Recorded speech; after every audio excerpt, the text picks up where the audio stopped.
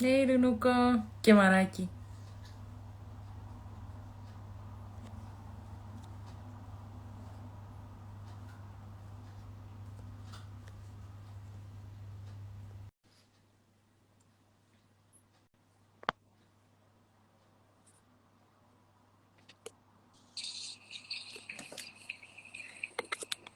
Hello, Hey, how are you? I'm doing well. How are you? Since the before 5 minutes that I spoke to you. Right. So we're trying to get it all set up. We got it. Yes, yes, yes. That's we got that that was good. Okay. Usually, sometimes that's what I usually say. Like it's those moments. Before you go live, that is the moment. It's like you sweat a bit. Yeah. Yeah, even if you've done it like 50 times before, you're Yeah. still like, wait a minute. Am I ready? I know. I know. Okay. So this is your live. Introduce yourself, please, and give us your story. Awesome. Well, my name is Minda. My name is Minda Parker, and I am an AVM aneurysm and stroke survivor. I had a brain AVM. Mhm. I'll go into more of that in a minute, but I'm also a mom of multiples. I have 7-year-old twins. So, hi, Davin. Hi, Mariah. And I am currently pursuing my bachelor's in public health. So yeah, it's I kind of all tied. It's all kind of all tied together. You know, uh, just 2020 was a whirlwind. I think everybody can relate yes. to the difficulties of 2020. It was a little different spin for me, but it was a little bit crazy. So, okay, let's take it from the beginning. Okay. Uh, so when did this? Well, first of all, I wanted to ask you because when I was like looking into it, if I saw somewhere like AVM, I wouldn't know what it is. So maybe let's start with the basics. Yes, Yeah. absolutely. And I completely understand because until this happened to me, I didn't know what an AVM was either. So we all can learn together. Yeah. So an AVM is an arteriovenous malformation. That's a mouthful, but essentially it means a tangle of blood vessels. It can be a lot of times in major organs. So you think of like, your brain, heart. You've seen it a lot of different places. Yeah. But major organs. And Mhm. for me, it was in the brain. So essentially, I kind of was able to get a little bit more of a breakdown as to what it actually is. And I think there's kind of some crossovers when you talk about AVMs and aneurysms and strokes. There's kind of like layers to it. So when you're talking about the AVM, that's like the tangle of the blood vessels. And usually you can see this on like MRIs, MRAs, CT scans, that sort of thing, is how they're located or how they're found. But what happens is some people are born with like really weakened blood vessels. And Mhm. so over time, as you get older, just that weakened those weakened blood vessels, that's what can eventually lead to those ruptures when you have high blood pressure. So I mean, I've seen a lot of people that had strokes or had AVM ruptures or things like that during physical exercise. And you think about it, your blood's flowing, it's pumping, a lot of blood pressure. So I've seen a lot of situations where people were actually working out or doing something that some type of physical activity where the event occurred. So essentially, an AVM, if you get to the point where it ruptures, that's essentially where you have like that ballooning in the like with the blood vessels. If you have that ballooning, and ballooning in itself, that's like the aneurysm. So and then when it ruptures, that when you have those effects of the rupture is when you see people that have strokes, which I also had. So I had all three. I had the AVM, the rupture, and the stroke. So yeah, it was a little bit of everything. That's a lot. Yeah, it was a lot. But yeah, essentially, I It was a normal day. I'm 35. I'm sorry, Mhm. lied. I'm 36. I'm actually getting ready to turn 37. So once you hit your 30s, you just forget how old you are. So sorry. I am It, 36. I will that's be how 37 you this year. go, okay? Not how old you are in papers, you know? That's Exactly. It's how you feel. yes. So I this happened though at the age of 35, and typically you see these types of situations that happen age of 35 to the 40 range. Mhm. It's not always that way. This is something that definitely happens in young children. This is something that happens in older adults, but a lot of people, at least that I've met, have had their events happen once they hit their 30s. So that's what happened to me. I was 35, woke up one morning, my day was normal, wanted to go to brunch, wanted to have a normal breakfast day, just have a good time. And it didn't happen that way. So yeah, it got a little crazy. And next thing I know, um, there I had they say it all the time, the worst headache of your life. You will hear this. Anyone who has been through this or has gone through anything like this, it is the worst headache of your life. It's actually on paper documented as a thunderclap headache. So when I look in my medical records and I go back to that night or that day in the emergency room, they document it as a thunderclap headache, which is what it was. And it was just the worst headache of my life. So much pain. It felt like it's like you hear like those supersonic like jets, the screaming or a siren. It's like that high pitched, almost like you can't explain it. It feels like your head's literally going to explode. And immediately after that, I started vomiting. And I don't know about anybody else out there. I don't like throwing up. So if I can suppress it, I normally would, but this was something I could not control. And right after that, I went to go stand up and I literally fell on the floor and I lost feeling in both of my legs. So, yeah, it was the scariest thing I think I've ever been through. And that's when I knew something was wrong. I was like, this is nothing like this has ever happened before. I couldn't control my movements. I couldn't control my body. I couldn't control anything. So it was really scary. And the sad part is a lot of times when this happens, people don't know what's wrong with you.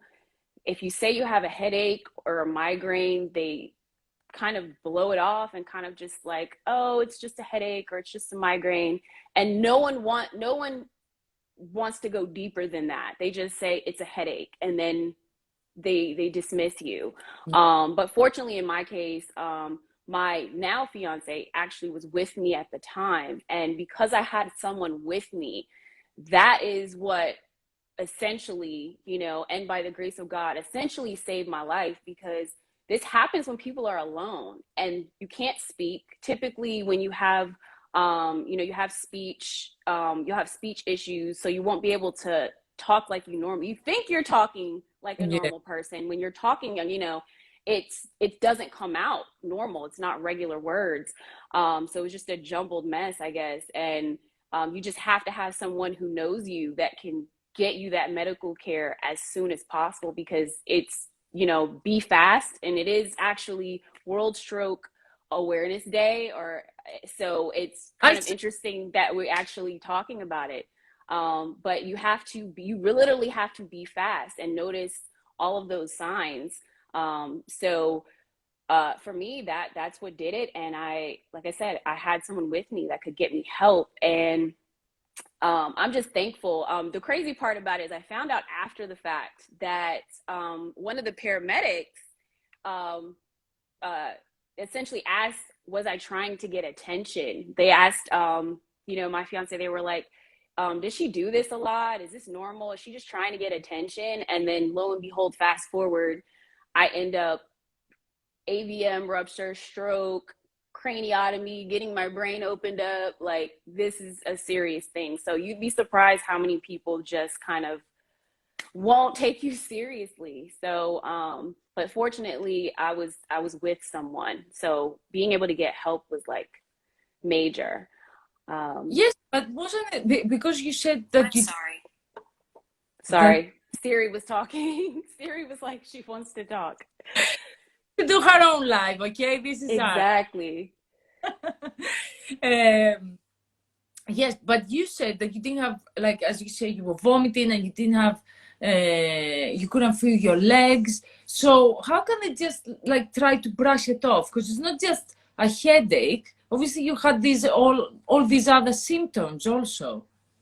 Well, I wasn't able to communicate everything at the time. I mean, like I said, I had someone with me, but like I said, hopefully the information that they got once the ambulance came and my fiance was able to tell them what was going on, that they kind of were able to put those things together. But yeah, not being able to talk and say these things is what can be really detrimental to a lot of people. So like I said, just being able to recognize these signs in someone else, even if the person, and that this is a little weird. I mean, I've heard a lot of different stories. Recently, when I was working at the hospital, I had someone that told me that they recognized a stroke in their friend because they were having a regular conversation, and then all of a sudden, the face started kind of looking weird. She wasn't really moving on one side, and she wasn't making sense when she was talking, and that was a clue. But she was a nurse, so she was able to recognize those symptoms really quickly. So it's important for people that even aren't physicians or nurses or doctors or whoever, just regular people need to know what these symptoms are. And if it looks weird or it feels weird, go get checked out. I feel like, I would say my mistake, I guess I didn't know, but I feel like what I could have been more proactive about was about my headaches. Even I've had migraines for years, Okay. and other than that, I know some people have other symptoms, maybe seizures or other types of symptoms that kind of give them a clue, like I need to go see a neurologist or I need to get my brain checked out. But for me, it was just I had headaches for a really long time, and I would say to anyone who has migraines, go get them checked out. Go get and if the doctor doesn't want to listen to you, ask for another doctor. Document that person didn't listen to you, and then go ask for another doctor, because it's your life. You can't play with it. This was something that was so serious. This is something that when I look at it, in essence, I should have died from. And I'm so thankful to God that I didn't die, but so many people do, and it happens so often. So I would say definitely look at the signs. If somebody starts, looking a little weird, not like themselves, start talking a little strange, or they say they have a headache, take them to the doctor. Even if it's nothing, it's nothing. Rather it be nothing than Yeah, something. sorry. But So, yeah. I think that a lot of doctors do that. And I mean, I don't know if you know about UK, but UK has a lot of issues with the health system. And that's what I was saying at the previous live, that usually, as you say, because if it's something like a headache, they will be like, oh, it's just a headache. Like, just rest and take some paracetamol and, let's see how it goes in a week, and then we would talk about it again. And I think you just need to keep like going on and on. I mean, obviously, like if someone can afford privately, at least like that you're actually gonna get checked. But it's sad that you actually have to pay like these huge amounts in order for someone to actually, you know see what you might have. And I've had a few experience with that, because I've had issues like with my back, which I never had, and they've told me it's because I'm stressed. And then I actually had to pay. I'm like, yeah, okay. But then I had to pay privately to do an MRI and everything, to actually find out that I actually had something, because they don't check, and obviously they try to avoid. I mean, I understand that there's a lot of money behind that. It's not easy, because they try to avoid things, like avoid Right. MRIs and this and that. But as you say, you rather like be not rude, but I feel Assertive. yes, yes, yes, because even the other day that because I had to do some exams and some tests like medical and stuff, even a nurse said to me, said, if you can like pay to go to Greece and check yourself out, like do it. And that's crazy that someone from in the system says that to you.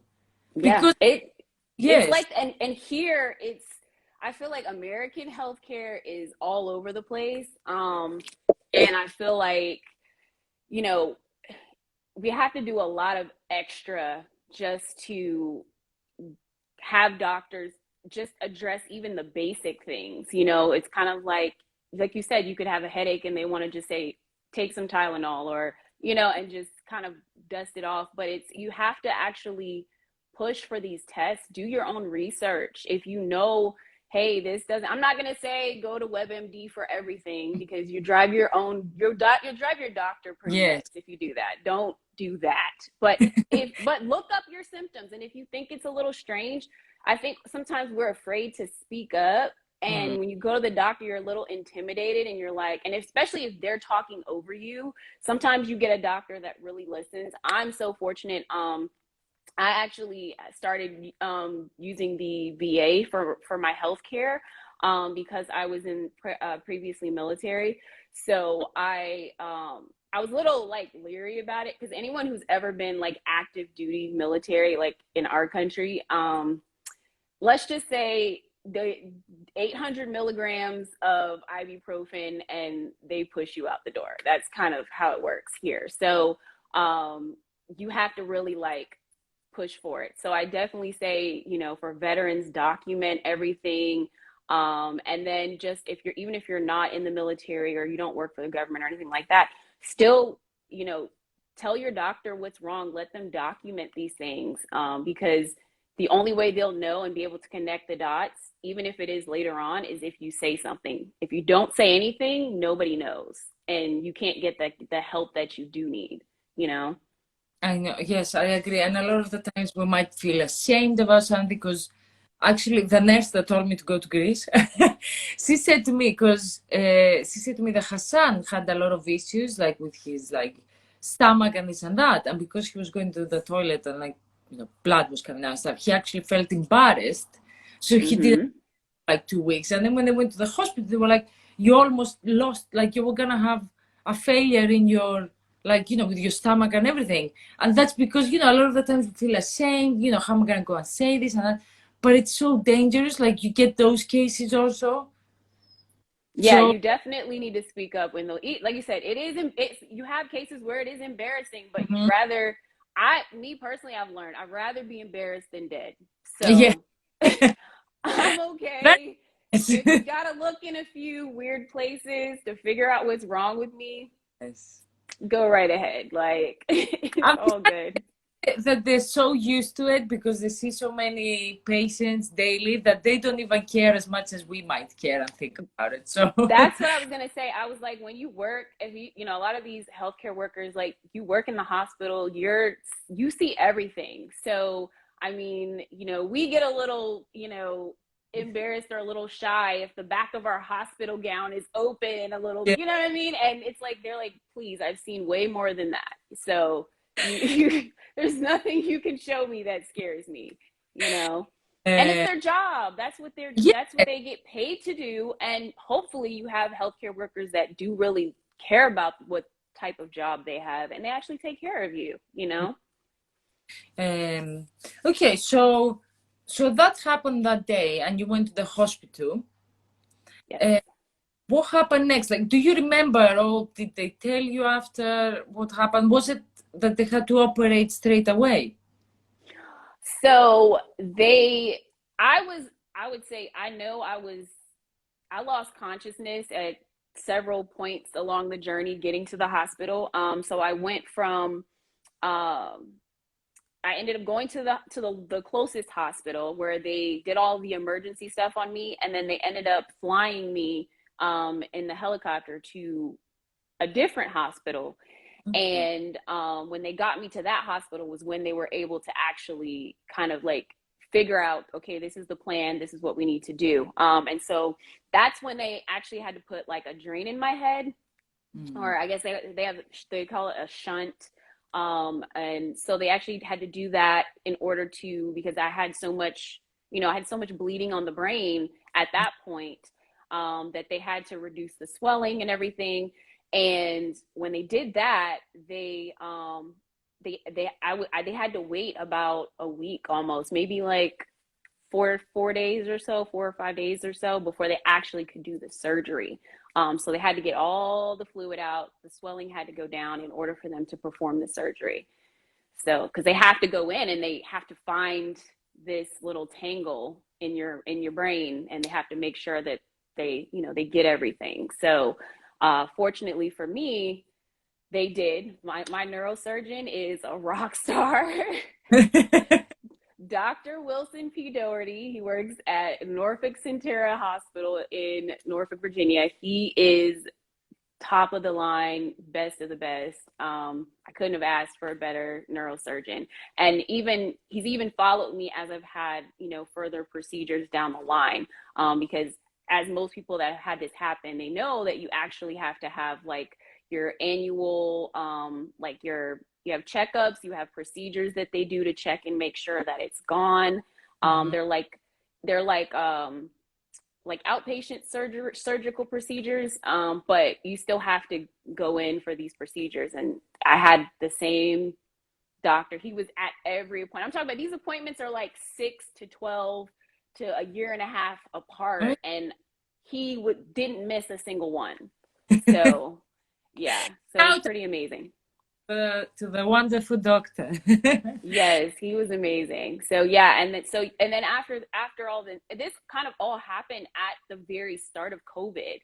So going through all of this was definitely, I would say, it was like nerve-wracking, different, stressful, crazy. It was I had so many emotions around it, because it was like I was in the hospital. I would say I was only in the hospital, thankfully, for like 2 weeks.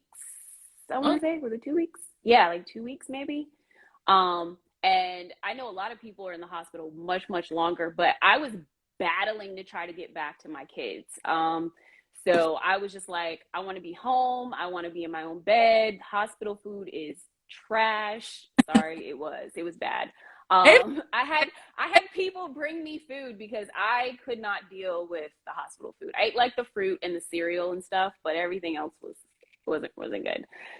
So so I um, wanted to get home. yeah. I want to ask you, so this is one of my questions, because you mentioned that you had to go back for like checkups and everything. So Yep. is it something that can happen again? Like, does it reoccur? Like, how is that Yes. possible? Yes, it is actually very possible. Okay. I've met some folks along the way. Fortunately, like I said, for me, um, I had several in what's called an angiogram. That's literally the best way to really check for these things. That is the outpatient surgical procedure, but it is so worth it, because now when I had several done, a few I wasn't awake for. I was actually unconscious when they did it, but the last three I think I've had, two or three I've had, I was awake, and I couldn't feel anything. So they do like an incision in your groin area, and then they run a catheter in, and then they shoot a dye into your blood vessels, so that they can see it visually on the screen, and they can check for any tangles, anything that's abnormal, anything that's weird going on. And it's kind of neat to see on the screen. I know I probably have some like pictures or something somewhere, like all the way down on my page somewhere, with all these videos and pictures of my brain. But it's really interesting to see, because you see the dye actually going into your blood vessels, and you can see everything really clearly. So that's probably the best way to know if you're good or not. But for me, fortunately, the last time that I was seen, they cleared me. Some people have a lot of follow-ups, lifetime follow-ups, but they cleared me, as far as not having to have any more surgical procedures. They say unless you have some other event or something like that, you don't have to have any more surgical procedures. And that's great, because I have a really big scar on the on the side of my head that just like, look, we're done with surgeries, we're good. So Yes, but yeah, it doesn't matter though about the scars. It matters that you're yes, healthy. Like I see you're into doing like all the health fitness. I see you do bike. That's what you said that you're real. I saw it. yes, um, yes. yes. It's really good because it's during recovery. Like I was supposed to have physical therapy, which is normal. People think, oh, you have something like this happen, you go and have physical therapy to get Yeah. back to, because I lost feeling in the right side of my body. I said my right side, that's my left side. See, I don't even know my left from my right anymore. I lost feeling in the right side of my body when this Okay. happened, and it was very discouraging because you're so used to doing everything for yourself. So Hmm. it was kind of like, how do I adjust to this new normal? Is this going to be forever? Is anything going to come back that I used to be able to do? And because we were in the middle of a pandemic, it was like, I can't have physical therapy. All they were allowing people to do is have um, like no elective surgeries were allowed, no like extra stuff. It was only people that were like had emergencies could get, get healthcare basically at the time.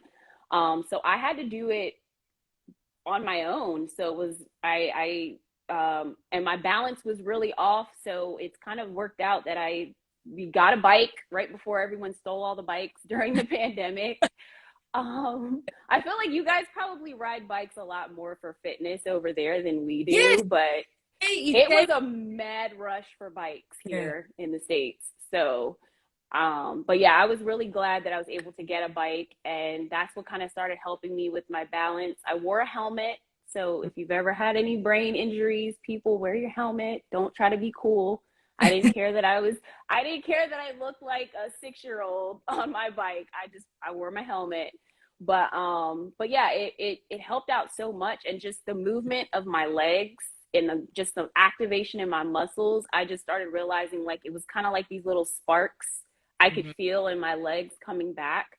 And even now, like if I don't work out for a while, it kind of goes numb on that side, on my leg, on my right side. But when I am physically active is when I notice the sparking and kind of like the feeling kind of coming back. So it's important to just stay active and keep moving. And So when I saw your YouTube video, and you say that you actually like need to do everything now with your left because with the wrong side. uh, yeah. So can you write with your right still, or do you do like everything with your left now? So I actually have reverted back to being able to write with my right hand. I am right-handed naturally. Yeah. So I do use my right hand still for mostly but it's these weird like quirks and these weird moments. Like now when I drive, I realize I use my left hand more when I like as the dominant hand. When I go to pick things up, like I reach with my left hand first. Yeah. I've never been like that.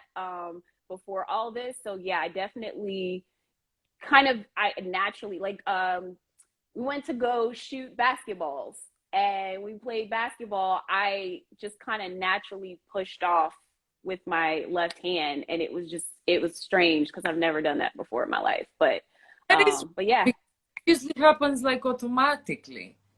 Yeah, So so my bleeding was on the my brain bleed was on the left, and so it affected my right side functioning. So in the beginning, I was forced to kind of do everything on the left side. I had no choice but to pick up things and to move with my left side. And then naturally, like as time went by, I was kind of able to do more with my right.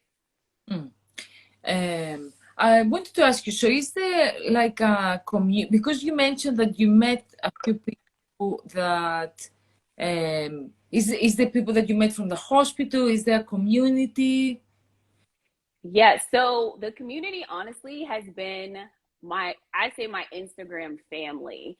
Okay. I met so many people through Instagram. Initially, I was really by myself. I didn't really know of anything on Instagram that was like any groups or any people. So there was a group, it's called Ben's Friends, Okay. And I know they have an Instagram page. So anybody that's been through this or knows somebody that's been through this and really looking for a support group where you feel like no one's judging you and you feel like you actually get some like good advice. Mhm.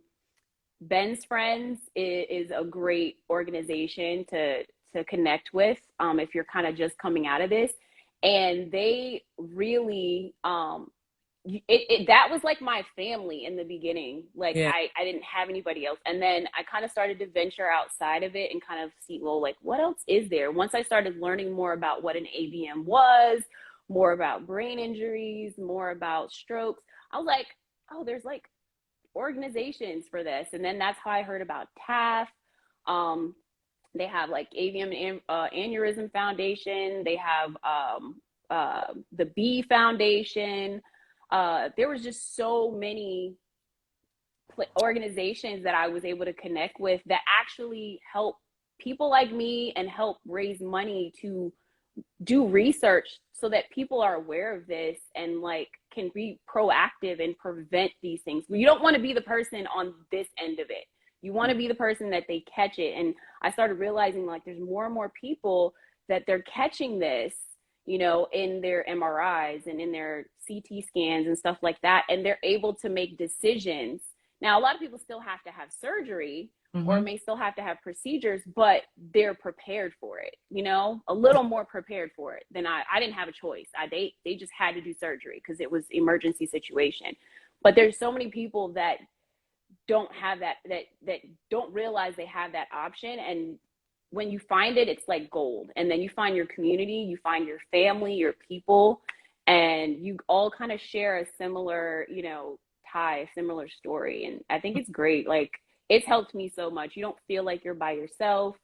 Yeah. People understand what you went through. You're like, oh yeah, so you know, you fell over while you were walking yesterday too. Oh yeah, that was me. Like even now, like I'll go up the stairs. I literally still lean on Mhm. the side of my wall when I go up the stairs because my balance still isn't, you know, 100%. Now am I okay with that? I'm okay with it. It's my new normal. And you Mhm. know, I've accepted a lot of things that have changed, but it takes a while to get there.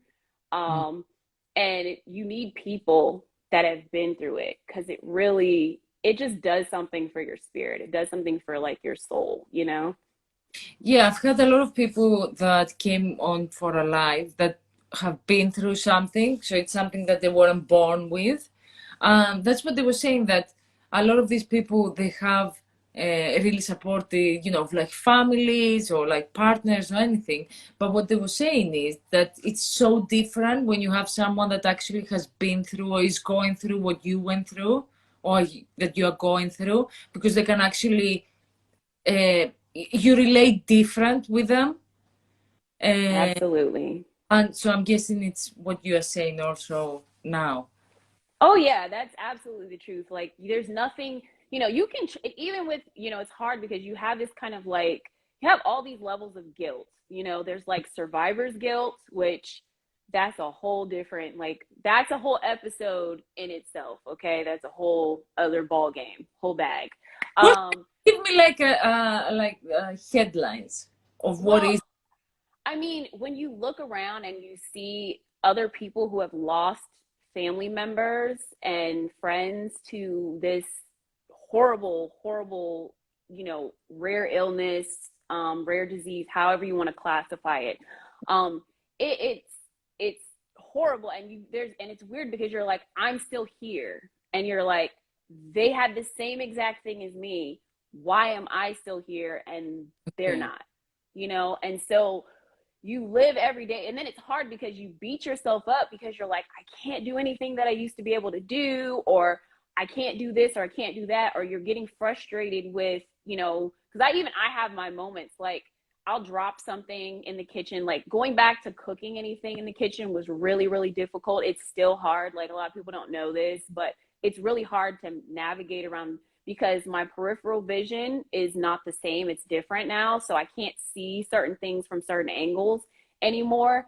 And you bump into things and you trip and you fall and you're like, I'm a whole grown up and I'm, you know, I'm walking around here like a toddler, you know, sometimes, and it's really frustrating. But then you look and you're like, but they lost their loved one, you know, and they're not here anymore. You can't complain about being here and stumbling around, but at the same time, you're human, so you're allowed to feel, you know, you are still here, so you're still alive and you're still feeling, and it's okay.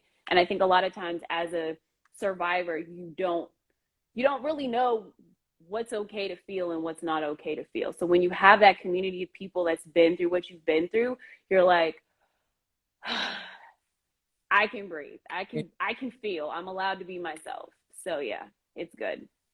Okay, but yeah, I understand what you mean because I feel that a lot of the times we don't. I mean, obviously, what you've been through is nothing to compare with what I'm gonna give you as an example.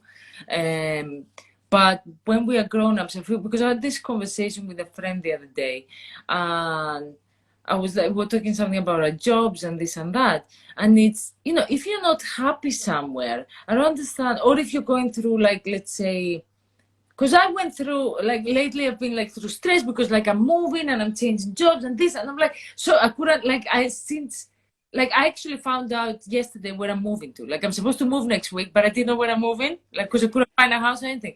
So I had like all this stress in my life. And then I appreciate though every moment because I'm like, okay, you have your health, you have this, your family is healthy, you have all that, but then that doesn't mean that you can't complain about things. Obviously, like don't complain like all day, like don't be one of those. But Right. yes, but I feel sometimes we if you're like that, like you're saying, like you're like, oh wow, I'm a grown up, like why am I?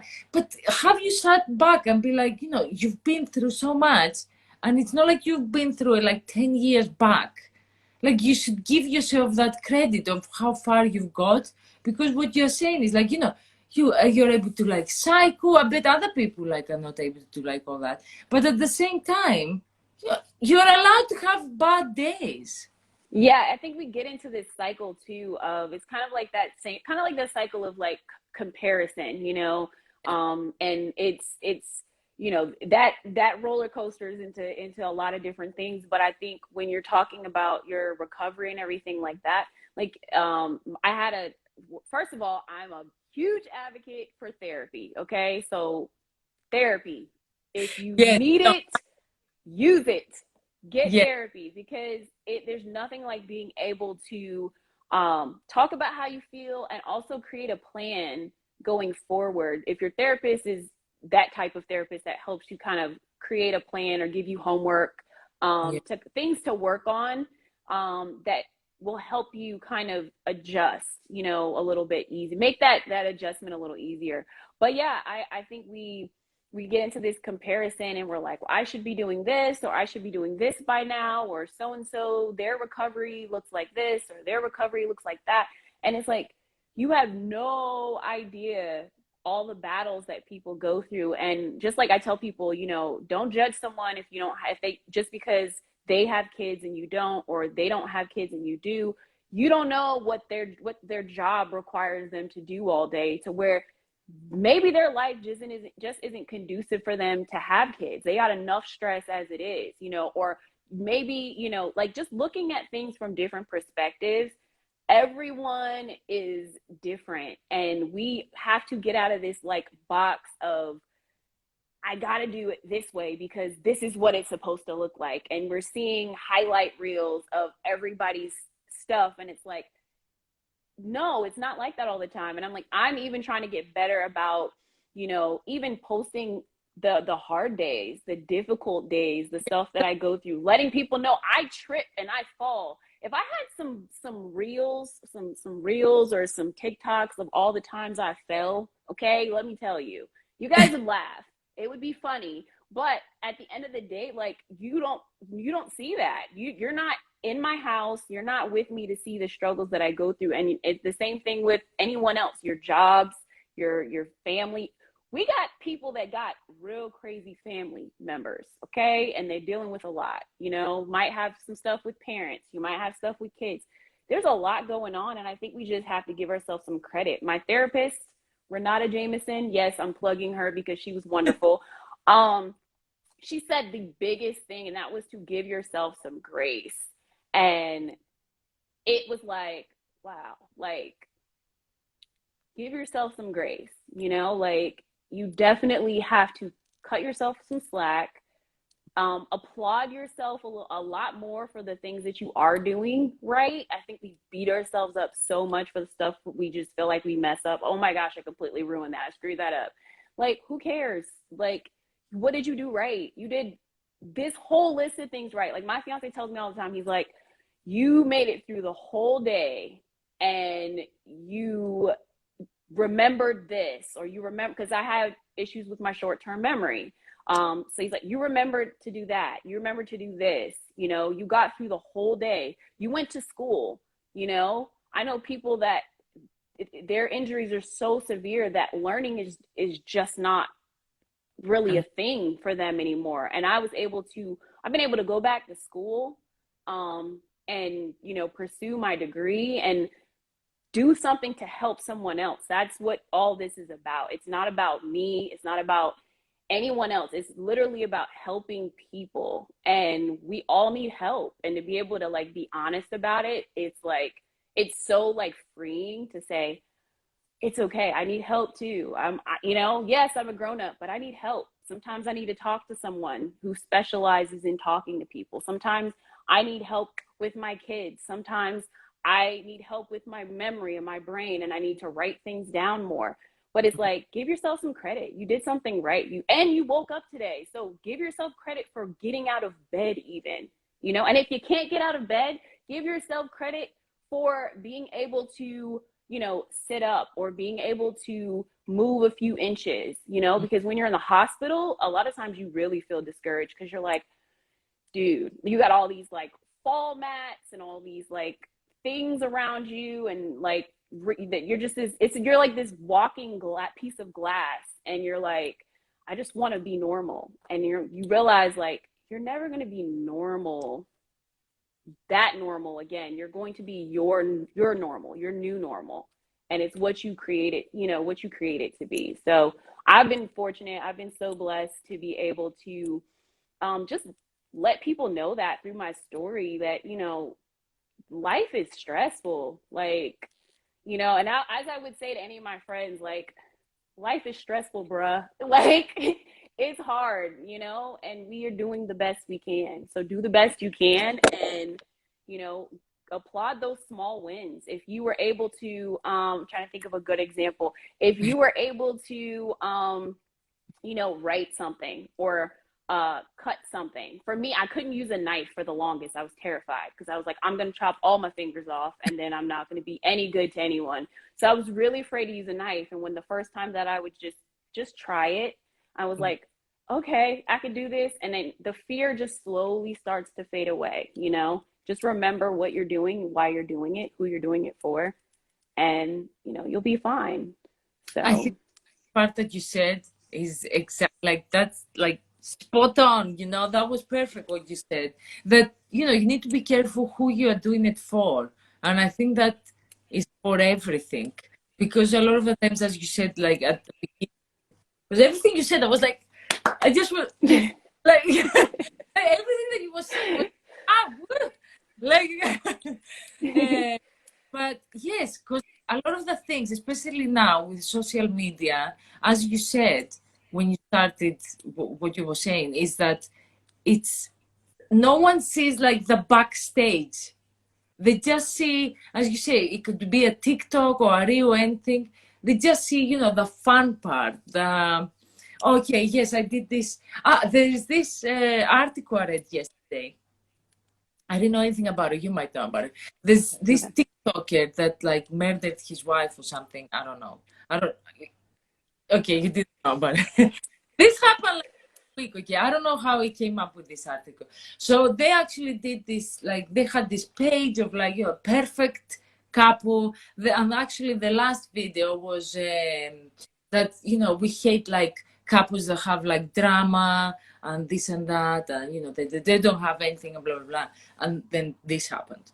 So, which is like crazy because, you know, they have like, I don't know how many followers they had, and now he's like, obviously he's gonna be in prison and stuff because I don't know what happened, the full story, but I think something she was like, she went with someone else or something, and he actually like broke into the house and killed both of them. Yeah. So no one would actually like think of that, because obviously they were seeing like the perfect side of situations. And I feel that everyone is doing that now with social media, because social media Yes.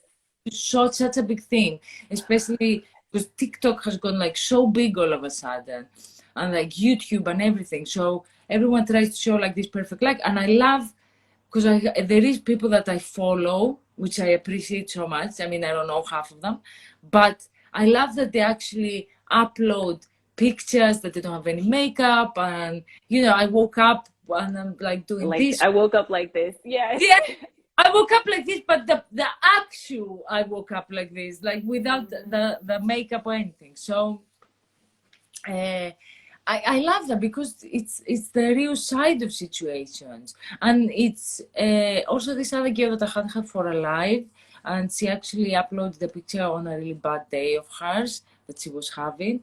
And I was like, you shouldn't feel bad, because she was saying at the live that she was thinking of like maybe she should upload it or not upload. I'm like, why, like, we have to go through all that battle with us. Mental, yes. It's a Yes, mental battle, like just to put a picture up or post a yes, video or whatever. Like, yeah, we do a lot just because of what other people think or what we think other people think. The craziest part about it is if we really sat back and thought about it, like think about how much we actually scroll past on social yeah, media. Like think about how much you miss. Now there's some people that literally are like they're on every single post. Like yeah, they're literally like checking for everything. But those people are in a different bracket. Like yeah, you got to get a life. But if you realize like people aren't as pressed about you as you think they are. You know what I yeah. mean? Like it's not that serious. So I think we got to get out of this whole like, what if so and so says this or sees this, or what are they going to think if I don't have on, makeup? Because I've done that too. Like I definitely, I think we've the all.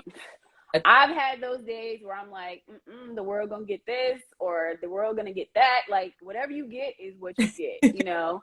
I'm not big on like dressing up a lot. Like I really just I like to wear comfortable clothing. So I'm like athleisure. So if I do my face, that's the glitter that you might get for the day. But even on days that I don't, I'm picking up my kids, I'm running around in sweats. I have my hoodie on, like I'm regular because I got kids, and my kids don't care what I look like.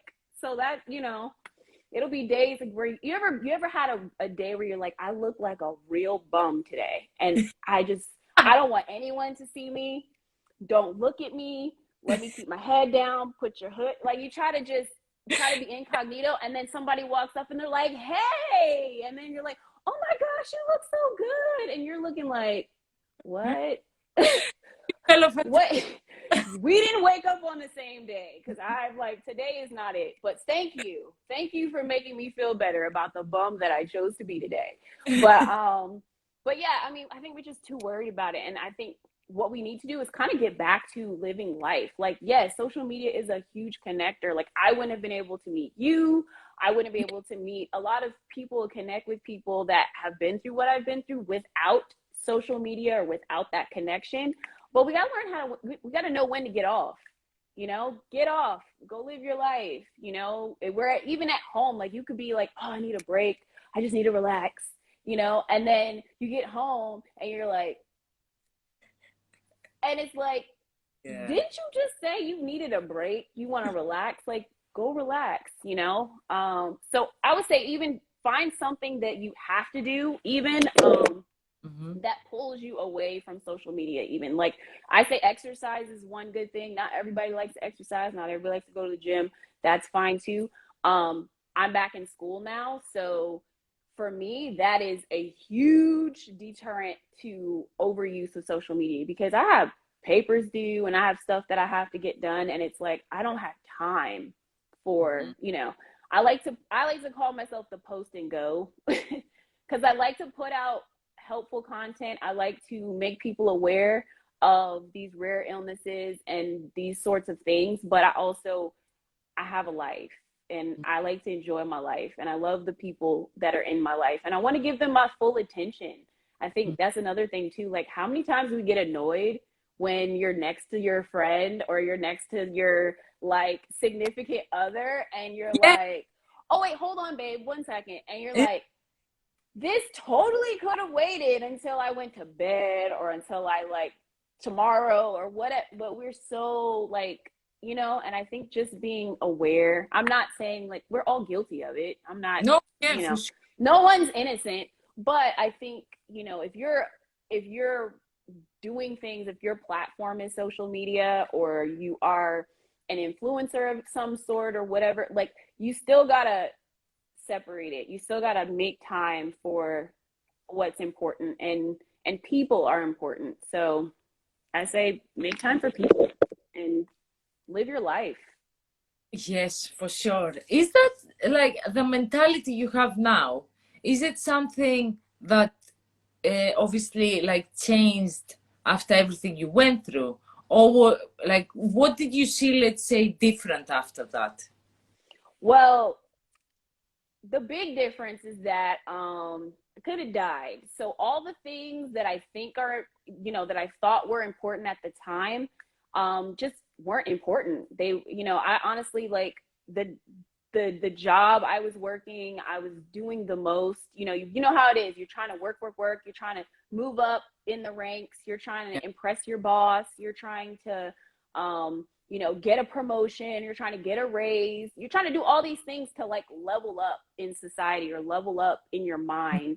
Because that's what I really feel like it is. You're trying to level up in your mind Yeah. and you're letting these other people determine your worth. So when you do that, you're exhausting all this energy. And that's what happened. I just ended up being so exhausted. I'm not going to say that, you know, necessarily my job at the time is what, you know, caused this. No, but I know that I was going like full speed. I was doing way too much at the time and I just couldn't slow down. And my thing is, if you don't slow down, you know, life is going to sit you down. It's going to force you to, and it's not fun when it happens that way.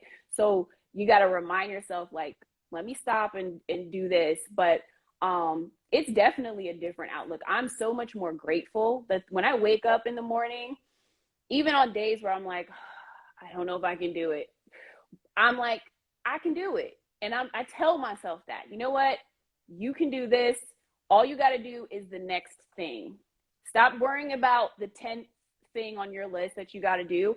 All I got to do is pull my legs out from under the covers and put them on the floor. If I can do that, great. And then, you know, and then I do the next thing and I say, okay, you brushed your teeth. That's great. That's great for you and everyone else around you. You know, like I literally give myself credit for the little things, and you gotta like be grateful because and I think a lot of times these types of situations teach you a whole new level of gratitude because when you have the world, you know, literally the rug snatched from under you, you you don't know what to do, you know, and you're just kind of stuck. And when you have, you know, people in your life that make it easier on you, I can tell you right now, my mom and I have my mom, my cousin, everyone that has been there through all of this when I Yeah. was in the hospital, they know I was not a happy camper. I was mad at the world. I was mad at the food. I was mad at the fact I couldn't walk to the bathroom by myself. I got to ring a bell to go to the bathroom. What do you mean? You know, I can do this myself. So it's those things that you're like, you know what? I got out of bed today. I can go shower by myself. No one's watching me take a shower to make sure I don't slip and fall and bust my head open again, you know? So these are the little things I'm like, you made it. The next minute, you made it into the next minute and just go from there. Like we're projecting so far out. Just get through the next thing. And then after that, pat yourself on the back. You did it, you know? So Yeah, I think it's like as you say, we try to level up, like well for us, because that's what society has made us feel that we have to do. because obviously it's better saying that you're like CEO somewhere than being, I don't know, the postman. Uh, but that's the thing that a lot of people, because I had this talk recently that the postman might be so happy with his life. He might have like a loving family, like he's happy. Maybe that's what he actually wanted to do his whole life. There are people that actually want to be the postman. Like, you have that, but because our society has made us think that, it's, well, you're just a postman, like you're not the business owner of, so and so. So Right. yeah, and probably the person that's the businessman is more stressful and probably not even happy with his life. Exactly. They have so much more stress. They have so many more bills, so much more debt. Like there's so much more to that. And I'm like, you know what? You can have that. Keep that. I'll take my peace of mind any day, you know? Yes. So yeah, I agree with you on that. So what did you say that you're studying now? I'm sorry? What are you studying? Oh, well, if you mean for school or You said you went back to school again. yes, yes. So I'm studying public health. Okay. I've changed my major like 50 times, but it's kind of funny because I feel like I ended up right where I needed to be. And really, with a degree in public health, you can work in a lot of different fields, but folks that actually run, nonprofits and actually, help with raising awareness about diseases. I mean, because that's actually, I feel like AVMs and aneurysms, I feel like it is a public health issue. You can throw strokes in there as well. It's public health issues, things that, affect us, things that can be sometimes prevented, sometimes just treated. But, I feel like there's a lot more that we can do to make people aware of these things, and that, with medical care, we can do a lot more proactively to, you know, keep people from being sick. Now I know probably big pharmas and stuff probably don't want to hear that, but I would rather prevent illness, and these sort of things, versus have to deal with what comes on the back end. Yeah. So yeah, so Uh, that's what I'm doing. so, so how could you spread awareness on topics? So let's say, like as I say, like AVM, like or any topic which needs awareness, because we know the things like the basics. Right. Um, so how could we spread awareness on like a variety of topics? Well, I think just using what you have, using your own, everyone, essentially has their own platform, even if it's not online. Mhm. Word of mouth is a big thing. I've told people even at work, people have heard my story and been like, what? Like, you went through what? And I'm like, yeah. And I'm like, people that walking around like, oh, I get migraines really bad or what, and I'm like, well, I'm no doctor. How often do you get migraines? And I'm like, I'm not saying everyone has this, but I want people to be aware of it versus just, because like I said, they'll be quick to throw pills at you, and say, hey, take this medication instead of actually getting to the root of the issue. What if it's something hormonal? What if it's something hereditary? You just never know. So it's like, let's get to the bottom of it and let's figure it out. And so that's, for me, is the biggest thing, is just using the platform that you have. We do have Instagram, thankfully. There's people use Facebook, people that, have access maybe to a few more resources. But like I said, even word of mouth, just Mhm. let people know, share something with them. If you see something, share it with them. Or for me, I think the facts a lot of times, because we got so much misinformation kind of flying around out here. When you hit people with facts, they're usually like, okay, that matters, that's important. So I let people know, every 15-20 minutes or so, someone has a stroke or someone has this type of thing happen. 1 out of 10 people or 1 out of 5 people have this happen to them or whatever. So I just let people know, and once they're aware, what they do with that information, that's on them.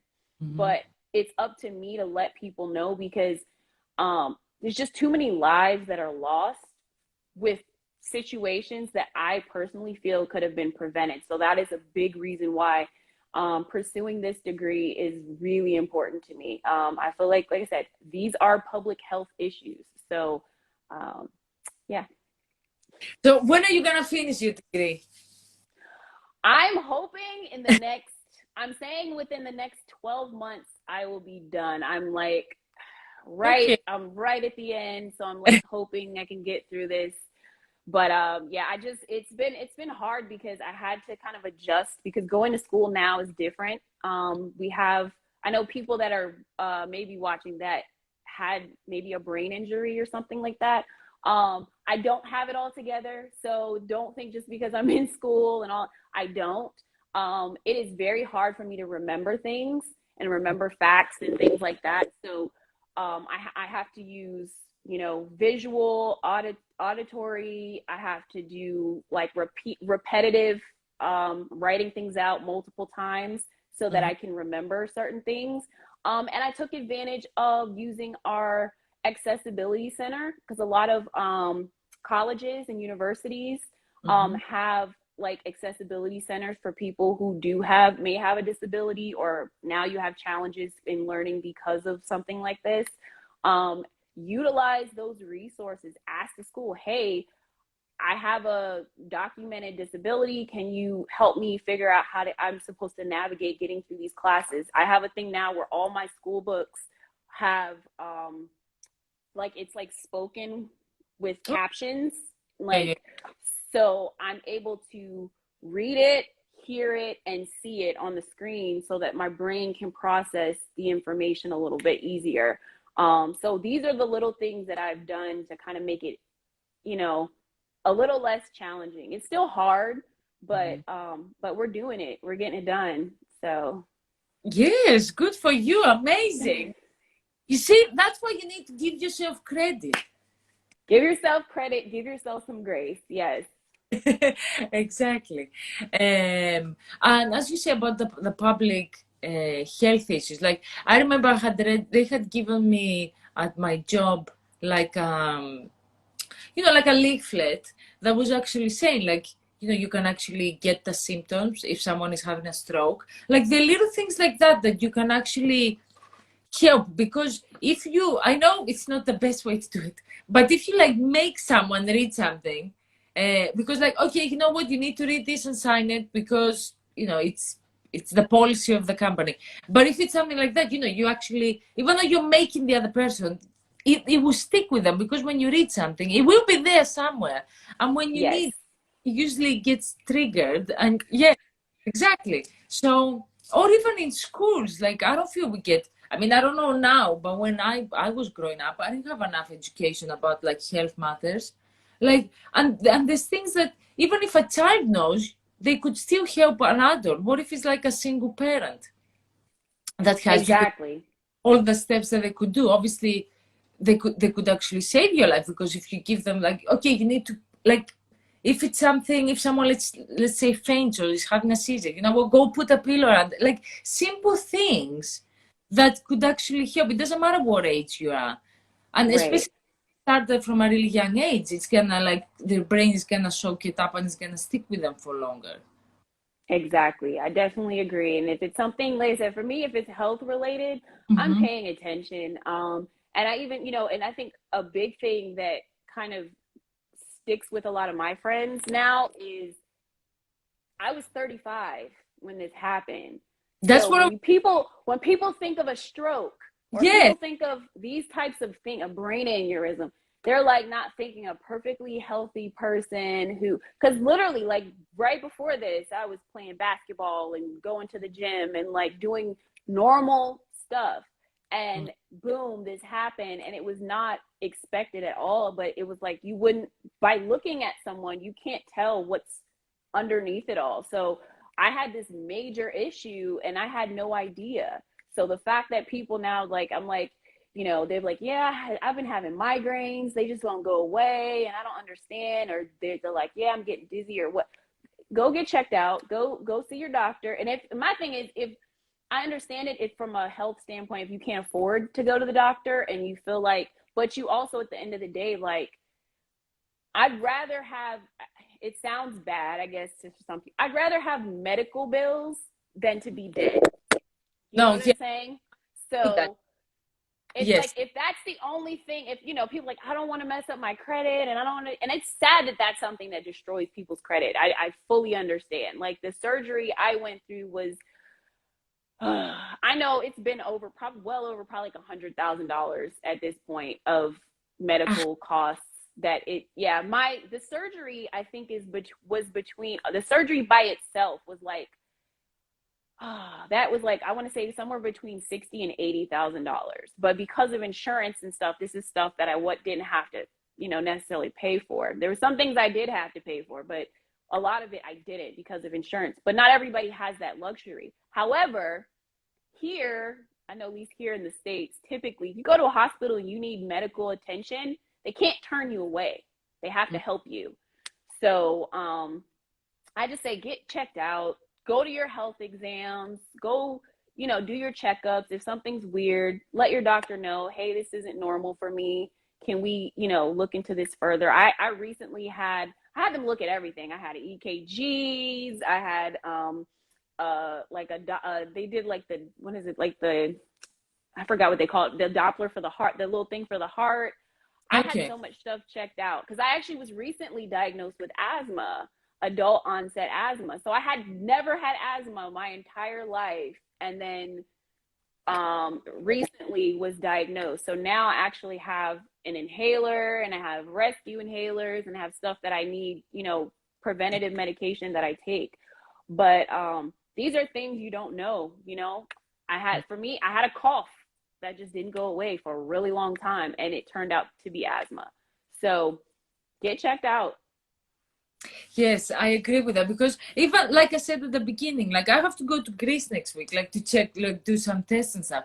And it couldn't be the worst time for this to happen, okay? With the moving, with like, yes, obviously, like I haven't got paid yet, and this and that. I was like, you know what? Like, stop it. Like other people don't even have that option. Like just go, as you say, it's better to have like, you know, obviously have bad credit or whatever. But you know, you never know what happens. And especially here in the UK, I've heard so many stories that people just left things and then they just never woke up the next day. And it's sad Yeah. because you're not, you know, some people, I hate that. Like, I mean, I do it because I try not to obsess because I'm like, okay, so this hurts a bit, but like don't go crazy and don't Google it too much because, you know, Google is, you know, death. But yeah, so I try like not to get crazy and stuff. But I feel that usually like you can kind of know if something's like off. Really off, yeah. Like sometimes people try to think it's clever to be like, oh yeah, I'm fine, like I'm not dying, really, like, you know, like jokes like that drive me crazy. Like, yes. Anyway, so as you say, just go and see it. Like, you know, it's not clever to do that. Like, you and Right. also I don't think people should play about these things because I mean, I've seen in situations where people had, you know, maybe a simple infection, like, you know, say they cut their finger, or they weren't feeling well or something like that, and it was a simple infection that like snowballed into, you know, something as crazy as like sepsis, or, you know what I mean? So I'm like, it doesn't hurt me any more than I'm already hurting for whatever I went to the doctor for. Mm. And you know what I'm saying? Other than maybe it'll cost some money, but like, it's better if I go get checked out. So I tell people all the time, don't sit on it, don't wait, go get seen, get all your tests, tell them, right, go down the list, check everything. No, and you need to have your annual checks also. Yes, Yes. get your annual checks, and yeah, and go to the dentist. I'm terrible with the dentist. I'm giving you guys advice about the dentist. Go to the dentist. I'm terrible. I need to go myself, but go. It's Every beneficial. I'm obsessed with the dentist. Like I grew up with being like, you know, teeth cutters, and I've actually heard stories. This is going too far, but let me say this, and then I will leave you. But you can actually get so much things from the teeth that you wouldn't expect. You could also even have like heart attack from bad teeth. I didn't know that. My dentist told me. But Yes. yes, and anyway, a lot of things that you wouldn't know. And also, my mom had the issue with her tooth, and then they had to actually pick up like her gums to clean it because she just left it, and she was like, "Oh, it's nothing." You see, you never know. See? Yes. Exactly. Get checked out. Check your teeth. Thank you so much for today. You were amazing. Amazing. Thank you for having I me. don't think I it's on appreciate it. date. I thought it was like it's that went like fast. I know. Yes, everyone needs to go and follow you and get educated. Now you have the like I would say you already have the degree. Like you're gonna educate us about public health and everything. So people need to Yes, go. absolutely.